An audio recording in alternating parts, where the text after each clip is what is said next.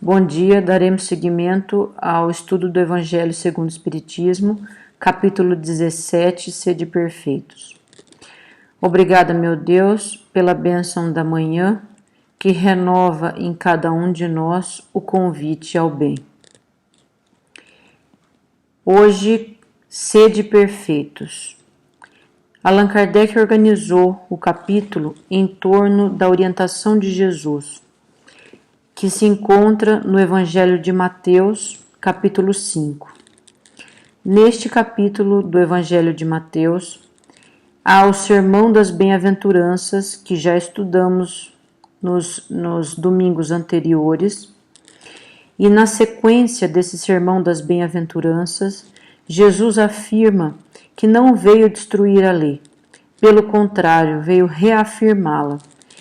E seguindo esta afirmação de que veio reafirmar a lei divina trazida por Moisés, Jesus passa a repetir as leis mosaicas e a explicar o que veio acrescentar a essas leis.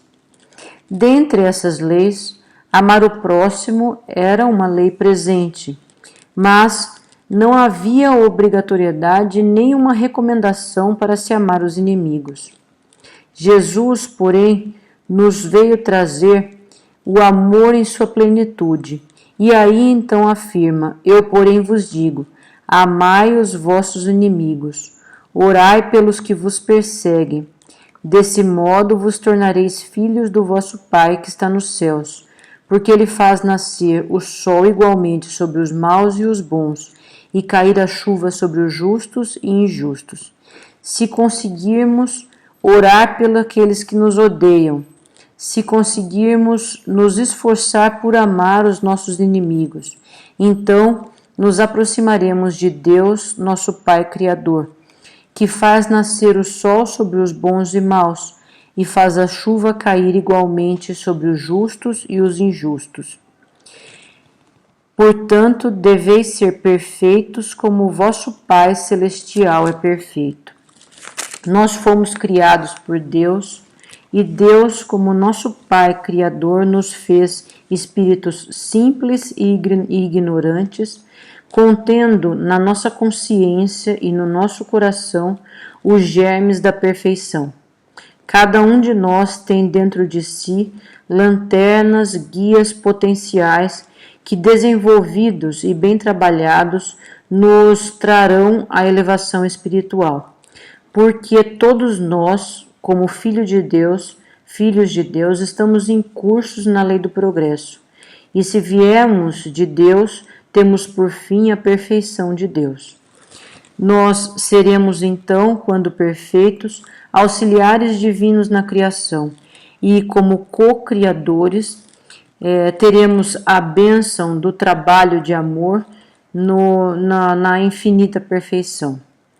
Deus, infinitamente perfeito em todos os seus atributos, permite que o ser humano cresça de espírito simples e ignorante a espírito perfeito. O ser humano ainda é imperfeito, mas é perfectível, portanto capaz de alcançar a perfeição relativa. E amar o próximo já está dentro de nós. Mas amar o inimigo ainda é difícil. Orar por quem nos persegue ainda é difícil, ainda é um desafio. Mas é a proposta de Jesus para nós que queremos alcançar a perfeição. Todos os nossos defeitos têm seu princípio no egoísmo e no orgulho, que são as causas de nossos obstáculos ao progresso. E Kardec coloca a orientação dos espíritos quanto ao homem de bem. Essa proposta de Kardec é muito marcante na doutrina espírita. Nós, como espíritas, em algum momento já ouvimos falar ou vamos ouvir falar sobre essa passagem do homem de bem, que convida a todos nós a buscarmos o aperfeiçoamento de todos os nossos potenciais e alcançarmos este título de homens de bem aqui na Terra. Se nos esforçarmos, numa mesma encarnação, poderemos livrar-nos de muitos maus que trazemos no nosso espírito. E se tivermos essa proposta e essa bandeira de alcançarmos o título de homens de bem, conseguiremos sair dessa vida merecedores desta medalha, que não é uma conquista material, mas que é uma conquista de virtude, uma conquista do espírito. Quando passamos por sofrimento aqui na Terra, sempre pensamos ao término dele que alguma coisa aprendemos, e então entendemos que, como seres em evolução, devemos nos esforçar para evitar o sofrimento, e devemos também aproveitar o sofrimento para o aprendizado do espírito. Muitas vezes, saídos do sofrimento, nos dispomos a sermos homens de bem.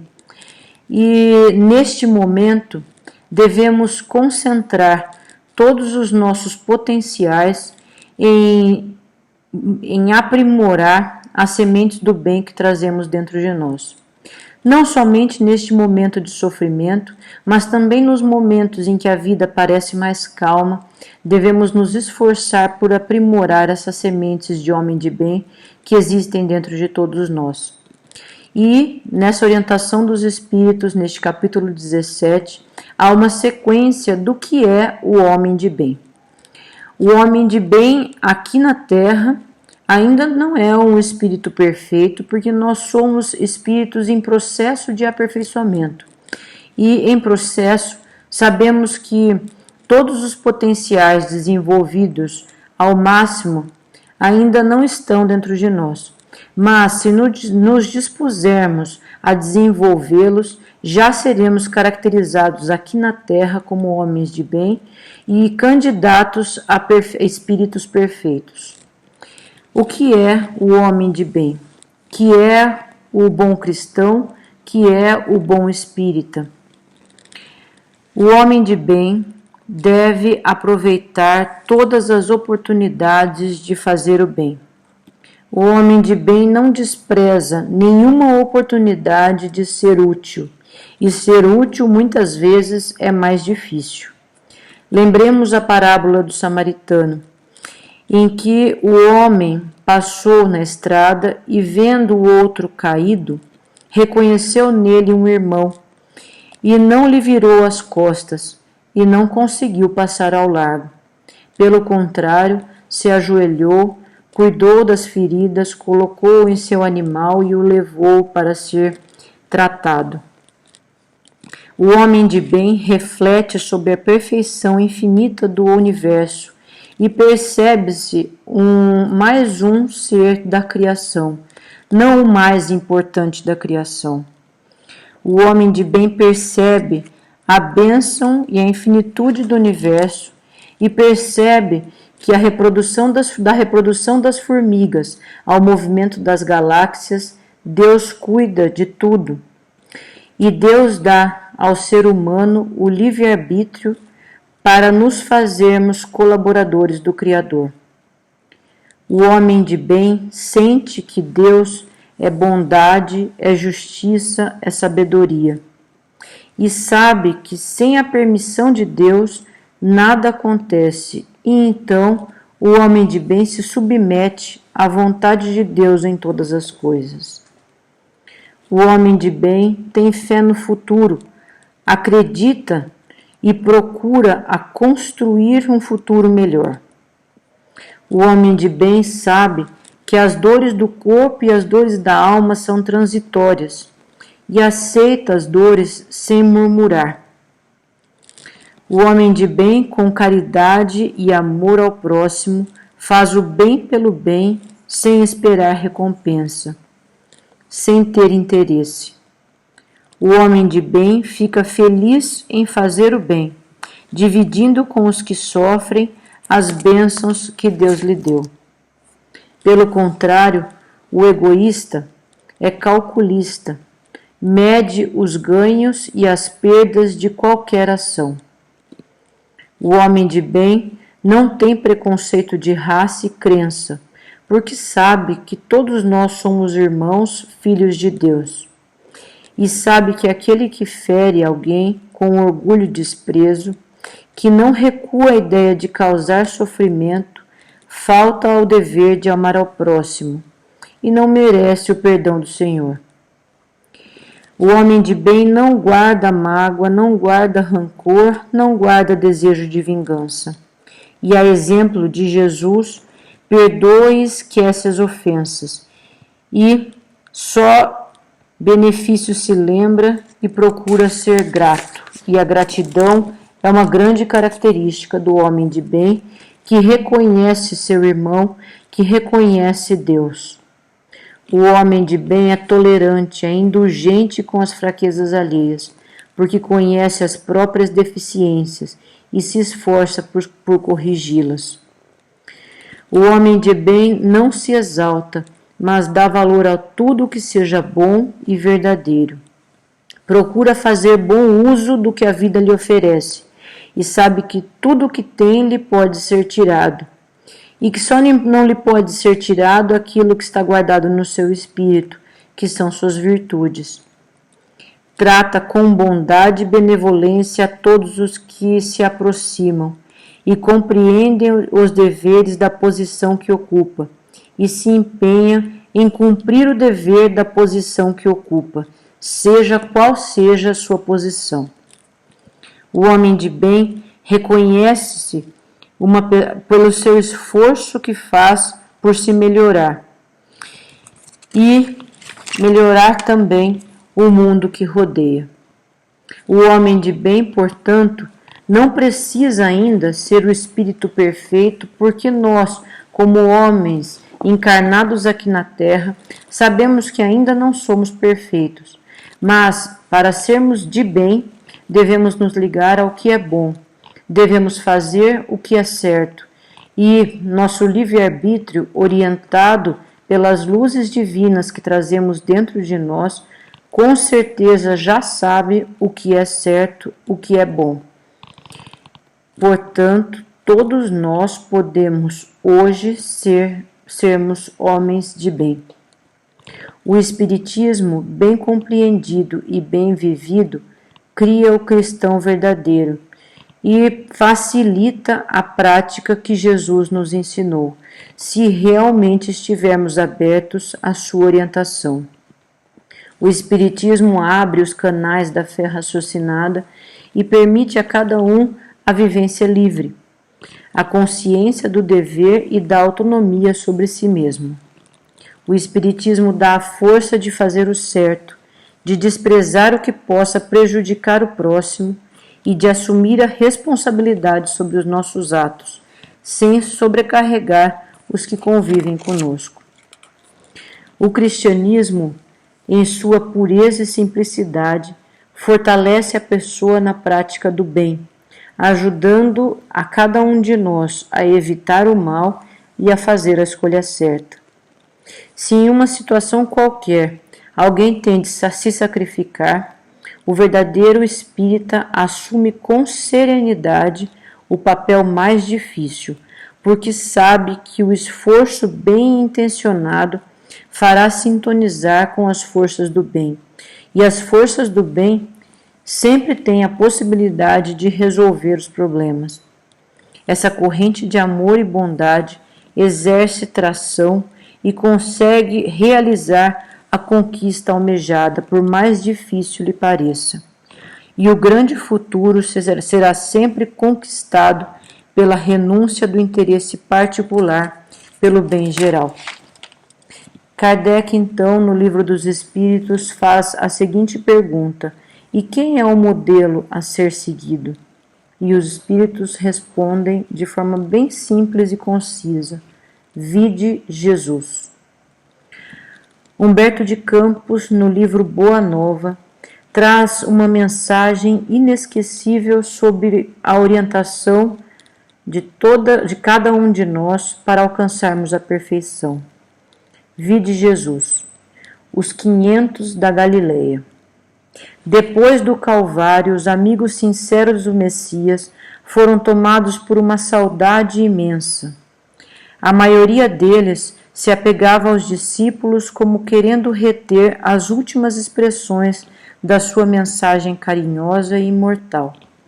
Foi quando Simão Pedro e os outros salientaram a necessidade do regresso a Cafarnaum e em breves dias as redes mergulhavam de novo no Tiberíades por entre as cantigas rústicas dos pescadores. Continua Humberto de Campos.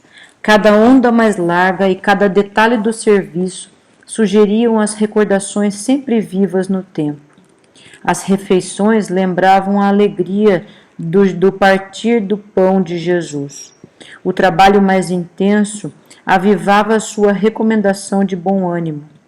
A noite silenciosa reclamava sua bênção amiga. A casa modesta de Pedro era o parlamento amistoso onde os apóstolos organizavam os mais elevados projetos sobre o futuro do Evangelho após a morte de Jesus. E ao pé do monte onde o Cristo se fizera ouvir algumas vezes, reuniam os seguidores mais fiéis que se haviam habituado ao doce alimento da sua palavra inesquecível. Falava-se vagamente que Jesus voltaria ao monte para despedir-se. E então, numa tarde de azul profundo, pequena multidão se reuniu em prece nas encostas do monte solitário. João comentou as promessas do Evangelho para algumas centenas de rostos embevecidos e ansiosos. Eram romanos e judeus, mulheres humildes com os filhos descalços, velhos respeitáveis com cabelos alvejados de neve. Nesse dia, a antiga atmosfera se fazia sentir mais fortemente. Por instinto, todos pressentiam que o Mestre voltaria a ensinar as bem-aventuranças celestiais.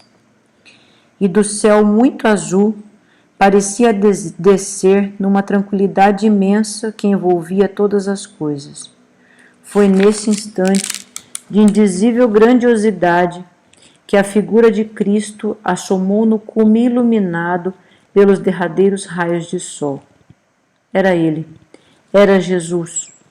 Seu sorriso tão meigo como ao tempo das primeiras pregações, mas de todo o seu vulto se irradiava uma luz tão intensa que os mais fortes se dobraram de joelhos. As mãos do Mestre tomavam a atitude de quem abençoava em um divino silêncio. Todos passaram a receber a amorosa despedida, sem palavras, no mais íntimo da sua alma. Amados, eis que retorno à vida em meu Pai para regressar à luz do meu reino. Enviei os meus discípulos como ovelhas ao meio de lobos, e vos recomendo que lhes sigai. Depois deles é a vós que confio a tarefa sublime da redenção pelas verdades do Evangelho. Eles serão os semeadores, vós sereis o fermento divino. Instituo-os, os primeiros trabalhadores, os herdeiros iniciais dos bens divinos. Para entrardes na posse desse tesouro celestial, muita vez experimentareis o martírio da cruz e o fel da ingratidão. Em conflito permanente com o mundo, estareis na terra fora de suas leis egoístas e implacáveis, até que as bases do meu reino, de concórdia e justiça, se estabeleçam no espírito das criaturas. Negai-vos a vós mesmos, como neguei a minha própria vontade na execução dos desígnios de Deus. Tomai a vossa cruz, segui-me. Séculos de luta vos esperam na estrada universal. É preciso imunizar o coração contra os enganos da vida transitória. Não participareis do venenoso banquete das posses materiais. Vossa voz será a do deserto, provocando muitas vezes o escárnio e a negação dos que dominam na carne perecível. Porém, nos desenrolares das batalhas, sem sangue do coração, dar-vos-ei minha paz, que representa a água viva. Lutareis com amor, perseverança e renúncia, até que o meu reino se estabeleça na terra. Estareis em mim, como eu estarei em vós, no júbilo celeste da execução fiel dos desígnios de Deus. Quando tombardes, eu vos levantarei no silêncio do caminho com as minhas mãos dedicadas ao vosso bem. Sereis um irmão onde houver separação, sacrifício onde houver falsa alegria, claridade onde campearem as trevas. Porto amigo, edificado na rocha da fé viva, onde as tempestades desorientarem os viajantes da vida. Sereis meu refúgio nas igrejas, minha esperança entre as loucuras humanas, minha verdade onde se perturbe a ciência incompleta do mundo. Entretanto, sede fiéis ao meu coração como vos sou fiel, e o bom ânimo será a vossa estrela. Ide ao mundo onde teremos de vencer o mal. Aperfeiçoemos a nossa escola milenária para que seja interpretada e posta em prática a lei de amor de nosso Pai, em obediência à sua vontade augusta. No Monte Galileu, 500 corações palpitavam, inebriados pela bênção indizível da tarde. E naquela noite foi confiado aos 500 da Galileia o serviço glorioso da evangelização das coletividades terrestres sob a inspiração de Jesus. Mal sabiam eles que na sua mísera condição humana a palavra do Mestre alcançaria os séculos do porvir. E foi assim que, representando o fermento renovador do mundo, eles reencarnaram em todos os tempos, nos mais diversos meios políticos e religiosos, ensinando a verdade e abrindo caminhos de luz nos bastidores eternos do tempo.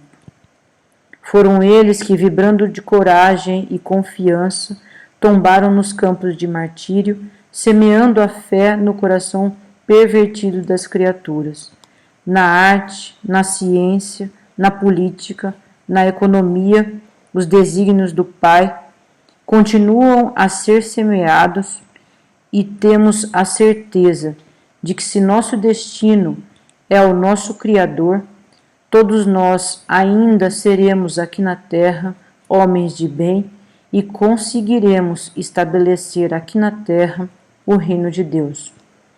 Mas principalmente isso só vai acontecer se conseguirmos estabelecer este reino dentro do nosso coração, pois o nosso coração reflete em torno de nós, o nosso coração consegue semear em torno de nós. E se houver amor no nosso coração, haverá amor em torno de nós. E então conseguiremos transformar a Terra num planeta de amor. E conseguiremos alcançar a perfeição a que todos nós somos capazes de alcançar. E seremos então co-criadores, ajudantes desse maravilhoso trabalho divino de evolução dos espíritos. Muito obrigada e ótima semana a todos.